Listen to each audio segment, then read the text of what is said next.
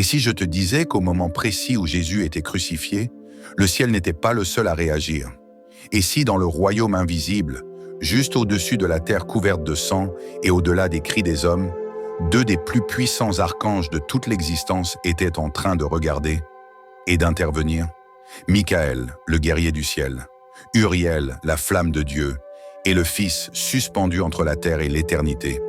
Tu as entendu l'histoire de la crucifixion des centaines de fois, mais je te promets une chose, tu ne l'as jamais entendue comme ça. Parce que caché dans les ombres du calvaire, dans des dimensions dont personne ne parle, quelque chose s'est produit, quelque chose qui défie la logique, qui bouscule la doctrine et qui arrache le voile de tout ce qu'on pensait savoir de ce jour-là. Alors demande-toi, pourquoi le ciel est-il devenu noir à midi? Qu'est-ce que Jésus faisait vraiment dans l'esprit pendant que son corps agonisait? Et qu'ont fait exactement Michael et Uriel quand le roi de gloire a été percé par la lance d'un soldat romain? Reste avec moi, parce qu'une fois que tu sauras ce que ces deux archanges ont fait à la croix, tu ne verras plus jamais Jésus, ni le combat spirituel, de la même façon. Et si tu es nouveau ici, bienvenue sur la Bible, l'endroit où on dévoile le caché, le divin et les choses dont personne n'ose parler. Des guerres angéliques aux secrets prophétiques, si c'est dans la Bible, c'est ici que tu le trouveras. Alors accroche-toi, like, abonne-toi, et plongeons plus profond. Chapitre 1. La guerre voilée au-dessus du calvaire. La plupart des gens ne voient la croix que depuis le sol. Ils imaginent la colline poussiéreuse, les soldats romains, la foule moqueuse, et un homme en sang cloué entre deux criminels. Et oui, c'est ce qui s'est passé. Mais ce n'était que la surface, c'est ce que la chair pouvait voir. Mais imagine que tu puisses voir dans l'esprit. Imagine que tu puisses percer le voile qui sépare le naturel du surnaturel. Imagine que, juste au-dessus de cette colline appelée Golgotha, une guerre était en train de se jouer, une guerre plus ancienne que le temps lui-même. Laisse-moi t'y emmener. La Bible nous dit qu'à midi, le ciel devint noir, pas nuageux, pas gris, noir. Pendant 3 heures entières, la terre a vécu sous une éclipse surnaturelle. Mais ce n'était pas juste le soleil qui refusait de briller. Non, cette obscurité n'était pas physique, elle était spirituelle. Dans le royaume céleste, quelque chose se préparait. Au-dessus de la croix, dans ce monde invisible qui existe parallèlement au nôtre, l'air vibrait d'une tension divine. Les anges ne chantaient pas, ils étaient silencieux, ils regardaient, ils attendaient. Le ciel n'était pas juste sombre, il était assiégé. Lucifer, le déchu, l'ancien dragon qui chantait autrefois dans les cours du ciel, observait depuis son trône d'ombre. Il pensait avoir gagné. C'était le moment qu'il préparait depuis des milliers d'années, depuis l'Éden, depuis qu'il avait entendu la prophétie « La descendance de la femme t'écrasera la tête ». Et maintenant, voici cette descendance, pendue, ensanglantée, impuissante, du moins en apparence. Mais Lucifer n'était pas le seul à regarder. Planant dans les royaumes invisibles se trouvaient deux des figures les plus mystérieuses et puissantes du ciel. Michael, l'archange de guerre. Uriel, l'archange de la lumière divine et des secrets. Ils n'étaient pas seulement en train d'observer, ils étaient postés, debout de chaque côté de la frontière spirituelle, entre le ciel et la terre, gardiens du moment que l'univers entier attendait. L'apparence de Michael était terrifiante. Un être d'une taille et d'une force impossibles, vêtu non pas d'or mais d'une armure qui pulsait d'un feu ancien. Son épée était dégainée, brillaient des noms de Dieu gravés dans sa lame. Ses ailes n'étaient pas des plumes, mais une matière qui scintillait comme des galaxies enveloppées dans des flammes. Uriel, lui, ressemblait à une fournaise vivante. Son corps irradiait la couleur du soleil, ses yeux brûlaient d'une lumière blanche saturée de révélation. Il n'est pas souvent mentionné dans l'Écriture, mais on le connaît dans les anciens textes, comme l'ange de la sagesse, de la prophétie et des mystères divins. Ces deux-là avaient été les observateurs silencieux au fil des siècles, les gardiens de la ligne du temps rédemptrice de Dieu.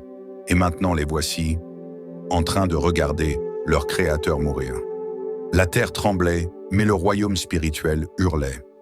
Alors que Jésus gémissait sous le poids de nos péchés, quelque chose se déplaça dans l'invisible. Les anges des dimensions inférieures commencèrent à trembler. Les forces démoniaques, sentant que quelque chose n'allait pas, commencèrent à reculer de la colline. Rien ne se déroulait comme Lucifer l'avait prévu. C'était trop calme, il n'y avait aucune résistance. C'était comme si Jésus laissait faire. Et c'est ça qui terrifia l'enfer, parce que les démons comprennent quelque chose que beaucoup de croyants ne comprennent toujours pas.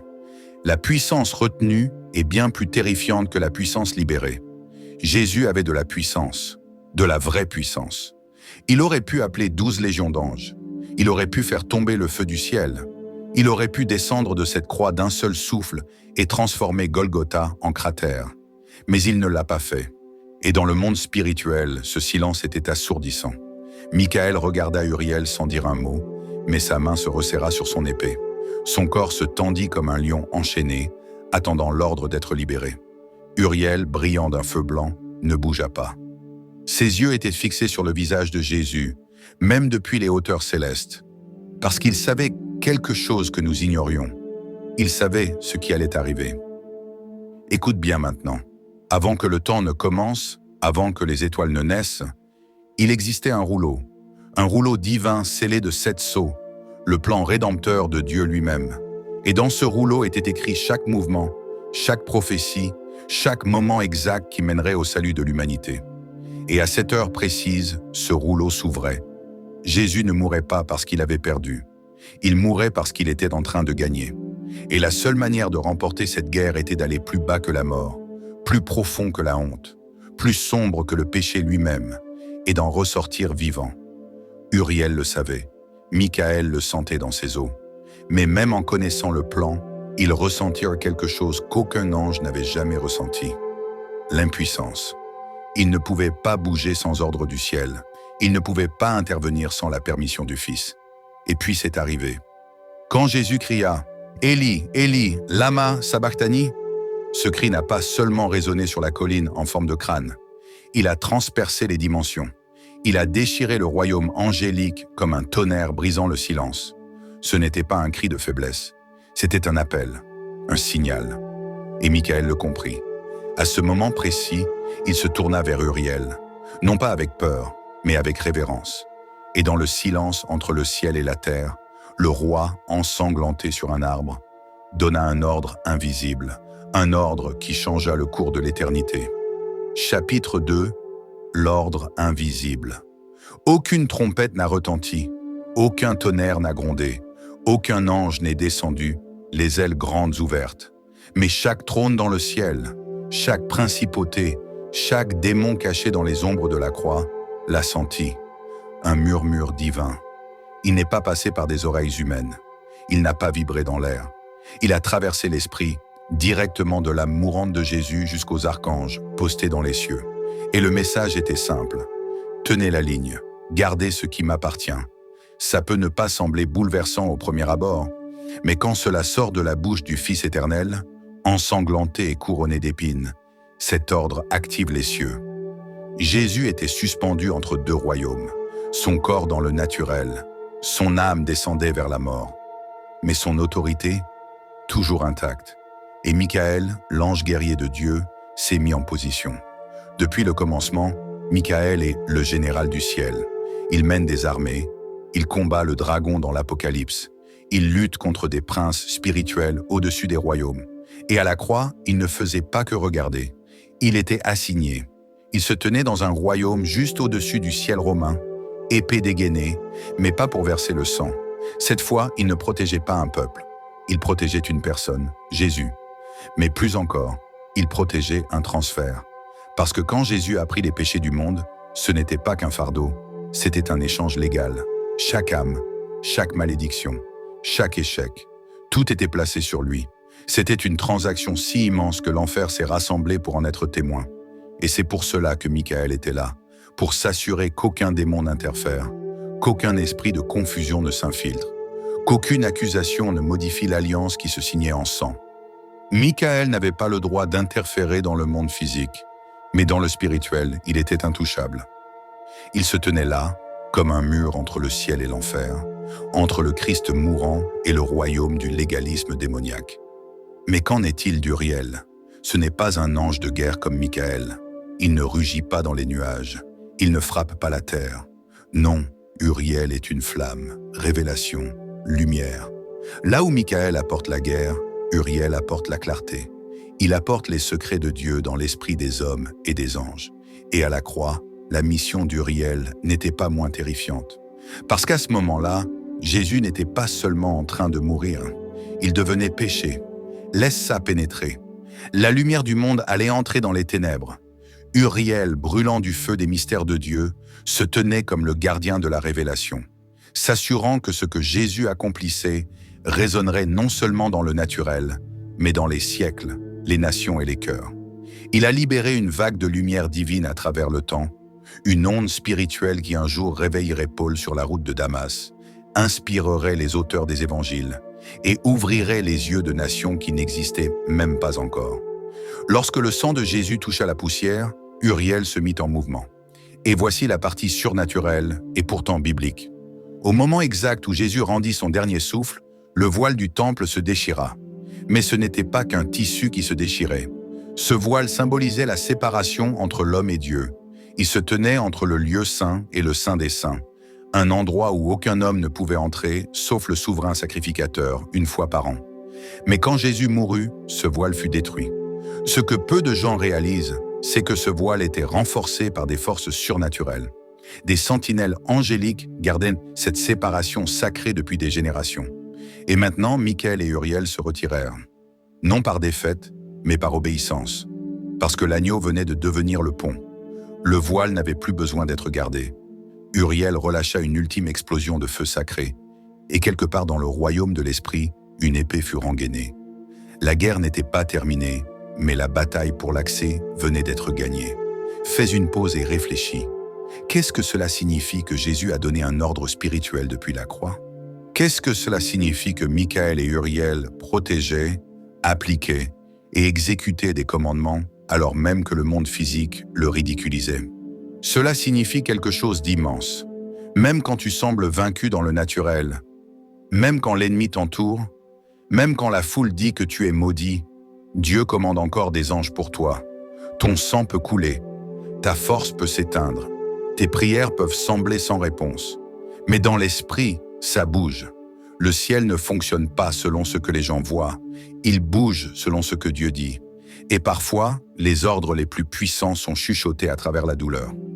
Chapitre 3, la descente dans le Shéol. Jésus avait rendu son dernier souffle. La terre trembla, les rochers se fendirent, le voile se déchira. Mais tandis que les hommes restaient là, silencieux, à regarder un corps sans vie suspendu dans les ténèbres de midi, quelque chose de bien plus effrayant et glorieux se produisait sous leurs pieds. Parce que Jésus, l'agneau immaculé et sans péché, descendait dans le Shéol, pas symboliquement, pas poétiquement, spirituellement, littéralement, éternellement. Et il n'y allait pas seul. Michael suivait, Uriel suivait. Pas pour le protéger, non, mais pour être témoin de ce qu'aucun ange n'avait jamais vu. Le roi allait franchir les portes de l'enfer sans invitation et sans opposition. Qu'est-ce que le Shéol? Avant d'aller plus loin, clarifions, le Shéol n'est pas l'enfer comme Hollywood l'imagine. Dans la pensée hébraïque ancienne, le Shéol était le royaume des morts, un lieu d'attente divisé en compartiments. Les méchants en tourment, les justes en paix, et un gouffre entre eux qu'aucun homme ne pouvait traverser. Mais Jésus n'était plus un simple homme, il était la parole en forme spirituelle, portant encore les marques de la croix, portant encore le poids du péché, pas le sien, mais le nôtre. Il entra dans le Shéol non comme une victime, mais comme un roi. Et dès qu'il entra, tout le monde souterrain trembla. Les veilleurs déchus, les géants enchaînés du déluge, les rebelles antiques enfermés dans l'ombre. Ils sentirent un changement. Quelque chose d'étranger marchait dans leur prison. Lucifer le sentit aussi. Il avait quitté la colline satisfait, pensant que tout était terminé. Mais maintenant, son royaume était envahi. Sans un son, sans une armée, sans même la force du souffle. Jésus traversait l'enfer avec l'autorité du ciel. Et derrière lui marchait Michael, silencieux, rayonnant, furieux, et Uriel, brûlant de feu sacré, illuminant les ténèbres. Les psaumes avaient à prophétiser ce moment. Portes, élevez vos linteaux, élevez-vous, portes éternelles, et le roi de gloire entrera. Psaume 24:7. Relis-le maintenant en imaginant cette scène. Jésus traversant la dimension obscure des morts, s'approchant des portes antiques de captivité, plus anciennes que l'Empire romain, forgées dans la rébellion. Et que fait-il? Il ne frappe pas. Il parle pas fort, pas dramatique, mais avec une autorité éternelle. Ouvrez.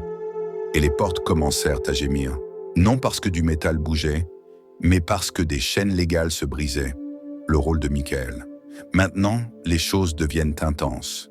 Michael, même s'il est connu comme l'ange de guerre, n'était pas là pour combattre. Il était là pour faire appliquer. Parce qu'à ce moment, Jésus ne faisait pas une demande. Il ne négociait pas. Il ne suppliait pas pour avoir des clés. Il les prenait. Les clés de la mort, les clés du tombeau, les clés de chaque prison de l'âme. Et Michael se tenait comme le témoin du ciel, épée en main, déclarant dans le royaume spirituel: ce transfert est légal. Pendant que Michael confirmait l'autorité du Christ, Uriel faisait quelque chose d'inimaginable. Il portait une portion des mystères scellés de Dieu, gardés depuis le commencement des temps. Et pendant que Jésus descendait, Uriel commença à les révéler. Des mystères que les prophètes désiraient en voir, des mystères que les anges voulaient contempler. Au cœur du Shéol, Uriel ouvrit un parchemin de lumière, et la vérité de la croix envahit le monde souterrain. Les âmes qui avaient attendu dans la promesse, Abraham, Moïse, David, Élie, le virent. Ils virent l'accomplissement. Ils virent l'agneau. Ils virent la lumière. Et ils se levèrent dans la gloire. Ce n'était pas seulement une descente, c'était une évasion massive. Enfin, alors que Jésus se tenait dans la partie la plus profonde de la mort, il étendit sa main. Et dans le royaume de l'esprit, des clés apparurent, non forgées par des hommes, non façonnées dans le feu, mais gravées d'éternité, la clé du séjour des morts. Lucifer ne pouvait rien faire. Aucun démon n'osa parler. Et lorsque Jésus prit ces clés, il se tourna vers Michael et dit seulement 3 mots. Il est temps de remonter. Voici ce que la plupart ignorent. La résurrection n'a pas commencé au tombeau. Elle a commencé dans le Shéol. Elle a commencé quand la mort elle-même a dû s'incliner. Quand les chaînes de siècles d'âmes captives sont tombées. Quand des anges ont allumé des feux dans des dimensions oubliées. Quand Michael se tenait en garde et Uriel dévoilait le destin.